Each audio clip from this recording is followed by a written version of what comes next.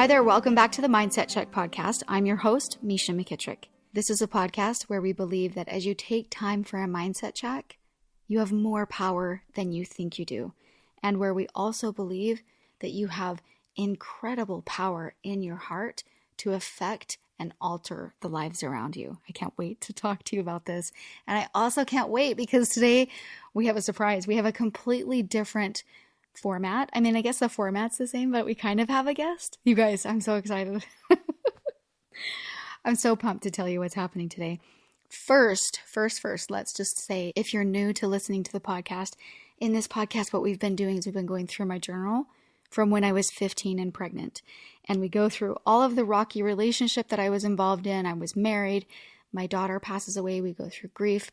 We go through divorce. We go through cheating. We go through you name it. It's crazy. But it's so great because it helps us to be able to find that like we can be change makers, right? We can do something about it when life doesn't seem to be going our way. And we have all of these different bits of information that we drop into around that as we listen to the podcast. So today, the last time we did a podcast, my divorce was final. And I feel ready to move on from sort of reading in my journal, but I know that there's more to the story, right? And so I was talking to my husband and he had a really cool idea that maybe we should share a little bit of the story from his point of view. So that's what we're doing today. I'm so excited. I can't wait for you to hear what we have for you today. Let's jump in. September 1995. Wow, what a crazy few weeks. Normally a teenager doesn't say it actually feels good to have a summer over, but it's nice to get the summer job ritual out of the way. I don't know what was worse. A year ago making $4.25 as an Albertsons courtesy clerk, fancy name for a bagger, or this summer making $9 an hour as a laborer and mostly doing random projects by myself. The heat wasn't so bad, it was the wind. I now feel bad for the adults I remember working at the grocery store since I was a kid, and for how hard and tiring construction can be. How can these people keep doing these things for so long? Why don't they figure out something else? It kills me that Cassie can come home from college, work as a waitress, and make more in 3 hours than my 8 to 9 hour shifts. It's crazy. Seems unfair. It is what it is. Oh well. Apparently, I'm building character by working, even though my parents are rich and I don't have to spend my own money yet on pretty much anything. Well, I'm finally a senior at good old Cedar High. Big man on campus. I actually do feel like that a little bit. Didn't hurt to have a popular older sister who was cheerleader captain. Seems like everyone knew who I was even as a freshman. I've been pretty lucky. I remember going into high school scared of getting trashed, harassed, or embarrassed by the big jock seniors. Nope. Cassie's friends wouldn't be picking on little Jake. Not if they wanted to go on the next dance date with her, haha. Makes it even better to have an amazing younger sister with cute sophomore friends. Heather, Sierra, many more. That's not why I love you, Lindy. You are like the nicest sister anyone could have. I might even like her guy friends just about as much as mine. Johnny, Brett, quite a few actually. Many younger brothers of my friends and buddies with my cousin Chase, who lives with us. Should be an amazing year for soccer.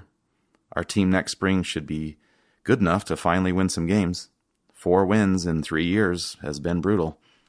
We've all spent so much time practicing together on our own for a while now. South Elementary after school, church gyms when it's snowing.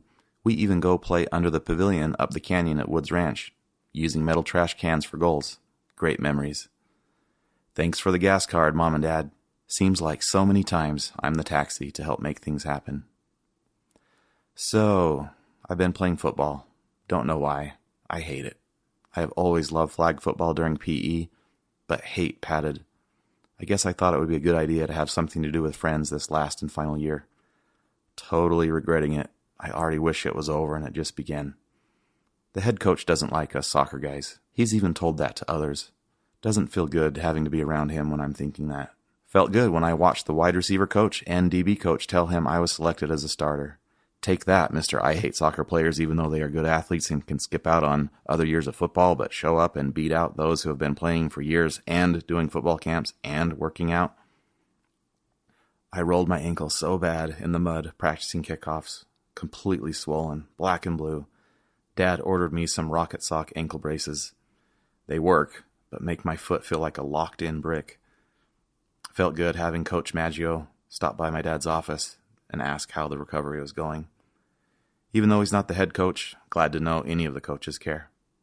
Maybe they don't hate me as bad as I think. My injury is now a good excuse to not be the kicker anyway. I'm the best at it, but too much pressure. Don't want to mess up a PAT or field goal with hundreds of people watching me. Seems terrifying. Makes me panic just thinking about it. So check this out. I'm saving the best for last. Here I am, a senior. I've never had a girlfriend. Sure, I've had some crushes this past year. Jessica, Angie. Doesn't seem like anyone has been interested in me. No big deal. But just the other week, I ran into the hottest girl, and she asked me to call her. What? The girl whose number I've had memorized since 6th grade? The girl who moved away 2 years ago that I once thought I'd take to prom when we were seniors? The girl that I've thought about the most over the years and that seemed gone forever? Oh, the girl who got pregnant at 14 and married at 15? Yep, that girl. There she was, same place, same time as me, watching the girls' high school soccer game, and she asked me to call her. I'm excited. I'm petrified. I'll eventually call her. I don't know when, but how can't I? But what will my parents think? What will my friends think? After all, she did just tell me her divorce was final. Like I said, wow, what a crazy few weeks. I can't believe this is happening. Things could get really interesting. Did I mention how much I hate football?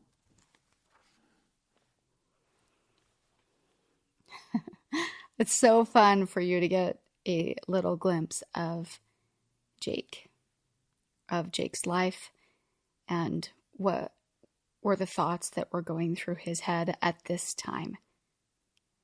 I remember that soccer game. There's actually something that happened at that soccer game that is imprinted on my soul. It was my little sister's soccer game, and her coach was the same coach that coached Jake. So he stopped by that soccer game to talk to his coach, not really even putting together or knowing like, okay, that's my sister and maybe I would be there. None of that. He just stopped by to talk to his coach. And I was underneath a tree and I was doing some things with some paperwork. I was writing some things while I was also quasi-watching the game, right? There was a point when I looked up from what I was doing, and I could vividly see his outline, and I had an experience. But immediately that experience was taken from me, and it wasn't brought back to my recollection for a couple of years. So I'm going to save the experience until later. Jake and I talked at that game, and I felt really giddy and excited to see him. And obviously, he also felt giddy and excited to talk to me. And I had no idea that he had all those feelings for me, that he had all of these thoughts, you know. We had actually dated in the 6th grade. And he dumped me. But it was one of those things where your friends talk you into it, and then the next week they ask the girl out, right? So they said, Jake, you know, you should dump her. And then the next week they asked me out. That's how it goes when you're like, 12, 13, whatever. So ever since that time, Jake just like had these feelings. And I think it's so interesting that at the same time in my journal, it was September 24th, that I wrote about watching a movie with some of my friends. And the movie was called A Walk in the Clouds. And this is what I wrote. It's a love story. And I wrote, I only wish I could have someone love me and respect me so much. Quote, because I'm quoting a line from the movie, can't you see how special she is? Quote, she's so easy to love.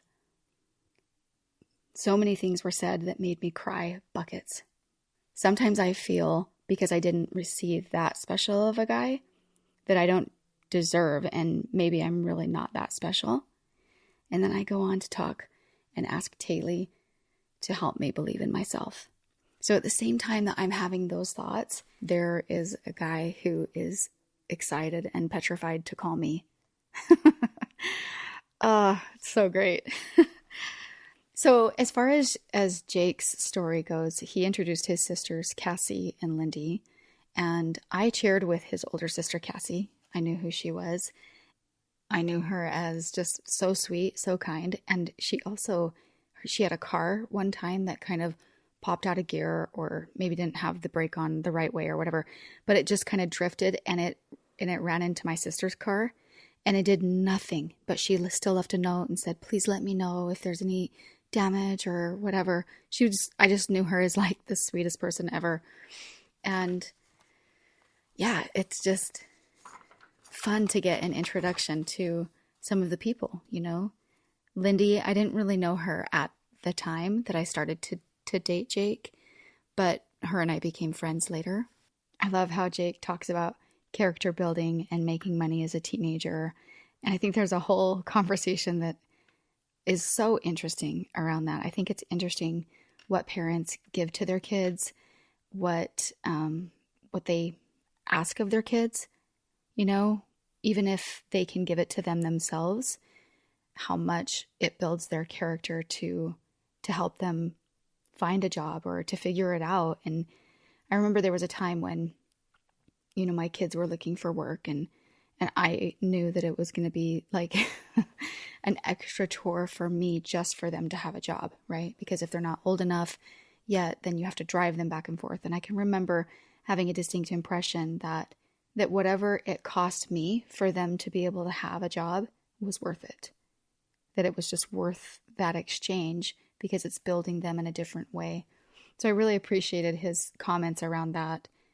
And I think that's a whole thing that we could have like a whole panel of moms come on and just share different ways that everybody does it, because it's not, sure, there might be times when people do it and then they have regret. They wish they would have done it a certain way, or they wish they wouldn't have given them, whatever, so much, or it's great for kids to pay for food so they know how much it costs, whatever it is, But I just think it's so fun. I think that's a juicy conversation, because I think it's great because it gives you permission to do what you want to do as a parent, right? But it also gives you good ideas of things that you can like ruminate with, and ideas and I guess motivation too for you, that sometimes that's what also helps develop our kids. So I love just that mention of that character building that he said.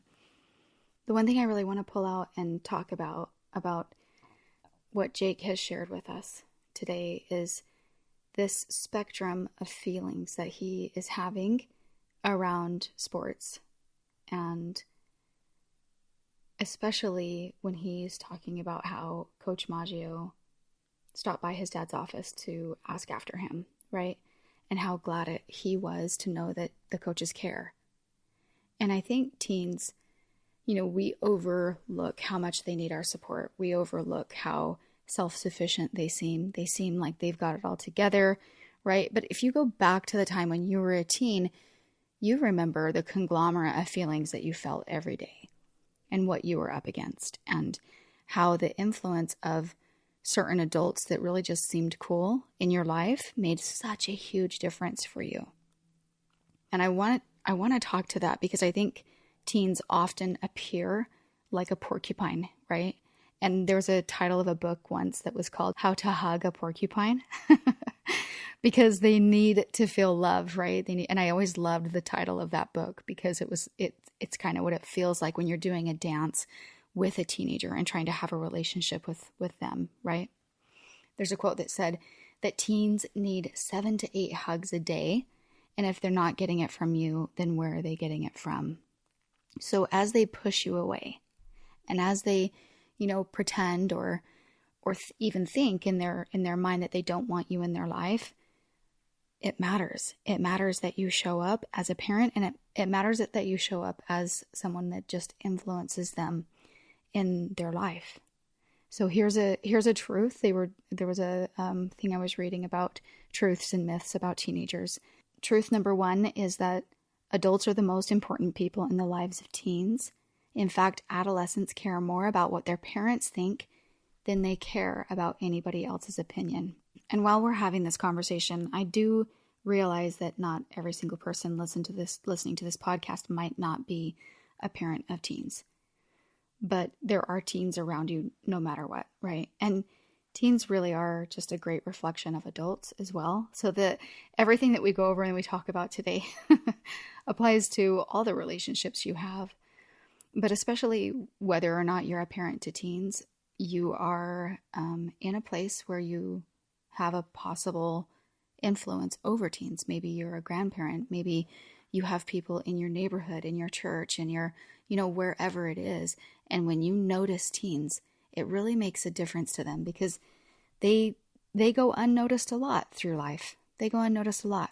And a lot of times they have been practicing so much, like looking cool and trying to appear cool, that for them, that's also just part of their persona or their what they need to carry forward. That's what they feel and they've become accustomed to. And so it's kind of like they don't melt until they feel your arm around them, right? Like hypothetically, you being there, putting your arm around them. They're not going to be the ones that reach to you, right? They're porcupines until they know the door is open. And when they know the door is open, it's such a safe place for them. I have boys who, will have like girls come over to our house, especially when they're younger, and I'll be like hugging these girls and like saying hi and da da da. And my boys don't have sisters, and so they don't see me with younger girls all the time, and they're kind of like, Mom, like, why are you hugging everyone? Or they give me those eyes, and then these girls, they want to keep coming to my house because they know I'll give them a hug, right? That I'll be like, what's up, girls? Because they want to talk, because they need you in their life. They need people who have the door open, right? This is how I like to think about holding that space for my family, especially for my kids, especially. But I love to think about if I was walking around holding a great big huge container, and that container is completely empty when I meet my, one of my sons, and they know, like hypothetically, that I'm holding this container that's empty, and that all of that space inside that container is for them. And I think when we hypothetically think that, then we approach and interact in those situations differently. I love the quote that says, we have 2 ears and 1 mouth so that we can listen twice as much as we speak. Twice as much as we speak. Or the acronym WAIT, WAIT, why am I talking? I know with teens, they need to be, especially with boys, it's like you kind of have to get them talking. But once they start, stand back and just let them fill up that container. Stay curious and be connected to them. That for me is so vital when I hear Jake talking about all of the things that he was talking about. The part when he talked about how petrified he would be at a sporting event when a lot of pressure was on him. And I think about how when kids are up against things like that and they don't have anyone to talk about that with, they don't have anyone to tell them like you don't have to do everything right, just try your best, like we're all there cheering for you and rooting for you, and if it doesn't go right, it's okay.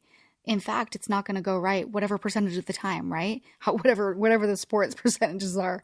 They just need to know that there's like a safety zone and that you believe in them, and that it changes their entire mindset when they're in a situation like that to be able to talk about it. There's a quote that says, every teenager is drowning. Throw them a life jacket. Every teenager is feeling a full spectrum of feelings very often on the daily. Jake describing that he hates football, being petrified and thrilled at the prospect of calling me, talking about how he feels around coaches and how those feelings are. How he felt like he was going to be scared going into school, but then he felt like he had a little bit of extra padding because of his sisters, right? All of these feelings. And they need you no matter what you think. No matter if you think that life is paved well for them, like the way that Jake seemed to be fine because monetarily he was great. He thanked mom and dad for the gas card, that kind of thing, right? They need you emotionally. They not only need you emotionally, but there's so many times I want to reach out and tell parents, like, and myself, because we seem to kind of cower. Our teenagers are trying to gain control. And so sometimes they're doing things to try to figure out how much control they can gain, right? Or how much in charge of their life they can be without you being like right there, right? And there's so many times when I talk to parents and I'm like, they feel inferior in a way to be able to step up and do what they know is right for their kid. Like, for example, take something away. Like, if I didn't let them have Snapchat, it would be the end of the world. But my gut's telling me not to. Like, just listen. They actually need you to wage the battle for what you know is best for them. Because there's a certain amount of love in that frequency. There's a certain amount of you stepping in and doing what you know is very best for them. And I love and really, really admire so many people in my kids' lives that reach out to them, that love them, right? Maybe one of the leaders at church that calls my kid a stud. Like, I'm just like, thank you so much.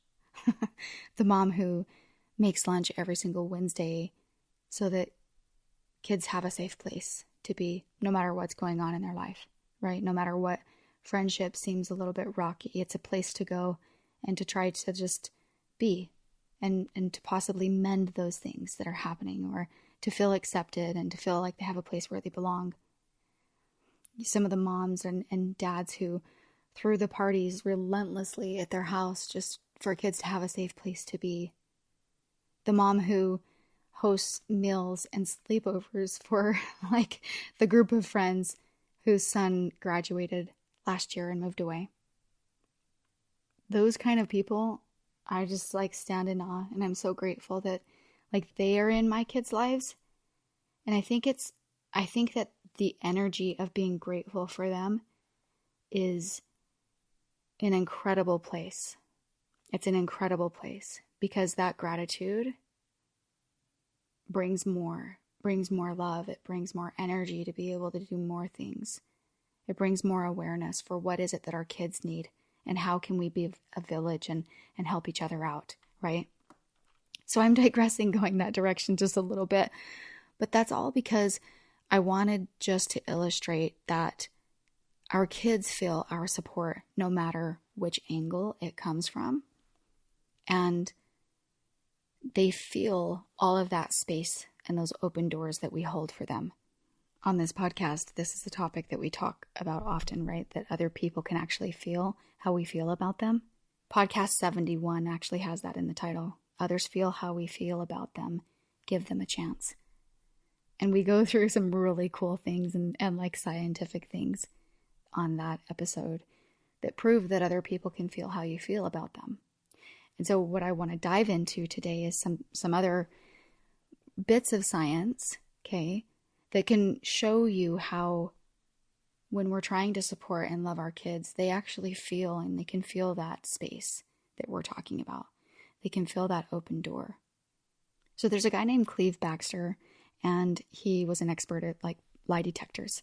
And he, I think back in 1960 and back in the 60s, he did an experiment with a plant. I think he kind of even just got bored one night, and he hooked up his electrodes to the plant, and he was able to register readings that were similar to when they measured it in a human. And so he thought, well, I'm gonna water it, and I'm gonna see if it picks up a reading. And he watered it, and the reading it picked up was just like boring. And then he had a thought, well, oh my word, like I'm gonna burn one of its leaves. And just by the thought alone, the thought triggered in the plant something similar that would be in a human, like a freak out, right? Like it was a panicking. And keep in mind, he had only thought I'm going to burn the leaves. And he went in the other room and he grabbed the matches and he came back in and he lit the matches, and the plant was still having this registration of panic. It wasn't until he blew the match out and moved on, right, that the plant went back to normal. The plant went back to normal. So it was an experiment that showed that our thoughts, just our thoughts, can be picked up outside of us, right? There's an electrical current that our thoughts travel on. Our thoughts are energy, and that energy is read by the plant or by people around us. And it was just a really cool experiment showing that. And I've been talking to you a little bit about heart math and some of the things that I was learning as I was becoming a registered heart math technician. And heart math holds such an incredible and special place in my heart. No pun intended. Right? But it just literally is so special. And I want to try to encapsulate something that I learned in heart math today that is in conjunction with other people feeling our feelings and feeling our thoughts and the energy that we have about them, and how our energy affects people around us, and how important it is not just for us to learn it so that other people feel, right? So that we can like adjust our thoughts and our feelings so that other people feel that, but so that our energy affects their energy. Okay. And also so that we can teach them the things that we are doing that's helping our energy. Okay. So let's dive into all of those things right now. So to start off, I want to share a quote with you by Doc Childre that says, "Our thoughts, emotions, and attitudes affect the heart's magnetic field, which affects others positively or negatively, whether or not we are aware of it." Okay. So we're going to talk about that. And I'm going to read the quote to you again in a minute so that you can put it all together again and go, oh, that makes so much more sense. Now I know what she's saying. Okay. So to start off, the thing I want to talk to you about is an experiment that heart math did. Okay. So heart math is all about teaching people how to get in heart coherence, which we talked about on the last podcast episode. And heart coherence, just so that you know, it is a state inside of your body where your heart rhythms change, and it changes the hormones and the output that happens inside of your body. It recharges your battery, so to say. It's a renewing emotion. It's a vibration that is, it's like feeling love all the time. Really, it's this incredible feeling inside of your chest. So we can talk about in a minute about how to get into heart coherence. And I want to keep, like, I wish I was sitting in front of you and we could do it together and do it together over and over and over until you find it. We do that in my coaching program.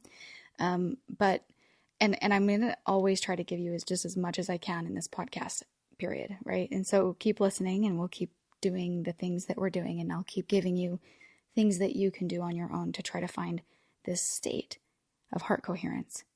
Okay. So we'll talk about that in just a minute, but I want to drop into the experiment because I think the experiment is it's so vital for you to know the way that your energy and the way that you are keeping your own heart and your own energy actually really does affect the people around you.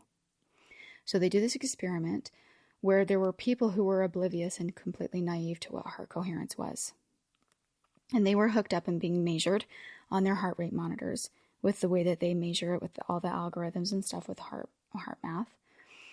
And the people who did know what heart coherence was, they had gotten into a state of being coherent, and they walk into a room of other people who are naive, right? And just by them walking in together, it allowed the people who were naive in the room to come into heart coherence without even knowing that that was happening. And if heart coherence is a state that puts you physically, emotionally, mentally, and spiritually at your best, and by being it, you're affecting the people around you, it's pretty wild to think about how we would hold a completely different container if we knew what heart coherence was. How we would be able to hold space for all of the people around us, including and especially the teenagers, right? So let's talk just a little bit more about the field that's measured from our heart, that surrounds our heart. So HeartMath has done over 30 years of research, and they have figured out that you can actually measure the heart's magnetic field, right? And that field carries information, okay? Especially information about our emotional state. So to tie all of it together, it makes sense then that our emotional state, our thoughts affect people around us, right? Like the plant study, other forms of life are registering and feeling our thoughts. It's the same with the yogurt experiment that we talked about in episode 71, right? Where the yogurt was registering, okay, as a living organism, was registering the thoughts of the person that was in front of it. So there's all these different cool experiments that show that our thoughts are registered by things outside of our body. And the reason why it's great to, I guess, have experiments on plants and yogurt is they don't have thoughts of their own that are then affecting the study, right? But it shows that our thoughts then are affecting the people around us. And when we go to the HeartMath study of being able to be in heart coherence, because you can't, by the way, be in heart coherence and be having negative feelings about someone. Negative feelings would take you out of heart coherence. You can't be thinking negative thoughts. Does that make sense? And so to be able to be in heart coherence, you have to be free of those feelings. You're really emanating the feelings of the heart, feelings of love, gratitude, appreciation, care, right? Those kinds of feelings. And when those feelings can be healing to the people around us. It can feed them, help them, uplift them, and it can cause them to join us in this state of heart coherence, right? Based on the study that I told you earlier. Okay, so now I want to read the quote that I read to you that we started with, that I told you I was going to explain some things and then we'd go back to the quote and then it would make sense, right? So the quote says, "Our thoughts, emotions, and attitudes affect the heart's magnetic field, which affects others positively or negatively, whether we're aware of it or not." That's by Doc Childre. So in a sense, then, we could ask ourselves, what are we feeding this field? This field that carries information that exists between us and the people around us. What are we feeding that field? Are we feeding it agitation and anxiety and overwhelm and causing the people around us to, prickle up, or the air to be so thick that it can be cut by a knife?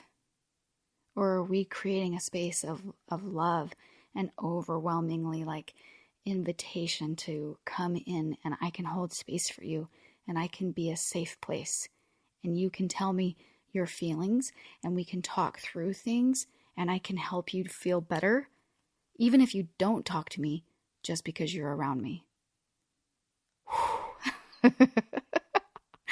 Okay, so I hope that I weave that together well enough for you to really see how important it is for you to be aware of your state, to be able to hug your porcupines, to be able to reach out and to let those teenagers know that you admire them, that you're excited about the things that they're up to and what they're doing, and that they matter, and all of these things that, like I said in the beginning, all of us need. All of us need. It's just that teens are somewhat naive to the way that the adult world works. It's pretty cool if we can invite them into that world in the best way we know how, right? Because there's a wide, varying degree of what they would be able to receive when they're stepping into that world. So, being a force for good, being responsible for your own state and the condition of your heart, makes all of the difference to the people around you. So let's talk just for a second about getting into heart coherence because I think that you might be a little bit curious about that. So when you're getting into heart coherence, it's truly so easy. You sit down, you close your eyes, you take some deep breaths, and you think and really genuinely try to feel heart feelings. Not just remember a time they happened, but put yourself in that time and try to feel what you felt. And it's in that state that you start to create heart coherence. HeartMath has technology that you can reach to. There's one that you can put on your earlobe, and it registers everything it needs to from your heart, from your heartbeat, the way that it beats, the way that it measures that, all of the other things that I talked to you about, the blood pressure, the respiratory, all that stuff, to be able to tell you through an app if you're in heart coherence. Okay. There's also an app called Inner Balance that you can do, and you can just put your finger right over the camera and you can breathe, and they have little exercises for you on there. So it's a place where you can go figure it out and see if you're in heart coherence, right? If you can get into heart coherence, because it's a practice. It's a practice. It's something we do. It's something we step into. It's something that I do every day. And the more often that I do it, the easier it is for me to drop in. If I take a break, if I go on family vacation, or if I get busy, or if something comes up, and I'm not as proactive about feeling heart coherence, then it sometimes takes me a little bit longer to drop in. And there is a training period of time. So you can't be hard on yourself. Sometimes you have to be trying to drop into heart coherence for 6 weeks before you find it. Some people are more naturally coherent, and so they can drop in right away. I'm so passionate about heart coherence because I feel like when we are truly in that state, we're really being fully responsible for ourselves. And then in essence, what we give to the world because we're in that state changes the entire world. It creates a different future. It's a place where we invite other people into that same feeling. It's so cool. So I hope you see that by taking this little time out and this little bit of a glimpse about the way that we are being with the people around us in our life, that we have so much power in affecting those relationships, more power than you think you do.